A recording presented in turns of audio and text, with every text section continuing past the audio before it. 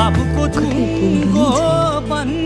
म हिँडेको बाटो नसकियोस्, मैले देखेका सपना नखुसियोस्, मलाई यात्रामा भेटिने कथा निस्किन्छ, मलाई सफलता होइन सफल हुने चाहना जिन्छ। मलाई म आफ्नै बन्नु छ, कुनै दिन आँगनमा बसी आफ्नै सफलताहरू बन्नु छ। गन्तव्यमा पुग्न कुनै हतार मलाई के हो भन्ने प्रश्नको टाढामाथिबाट आफ्नै यात्रा हेर्नु छ, बाटोमा भएका गलत कुरेहरूलाई आफ्नै हातले फेर्नु छ। कहिले काँडा बिज्यो, त्यो यात्राबाट केही सिक्न मैले पाएकी छु। काँडामा हिँडेर फक्रिएकी म अस्ताएको घाममा पनि बिहान बनी उठाएकी छु। कति सजिलै त्यहाँ पुगे भन्ने प्रश्न पनि फेरि आउँछन्।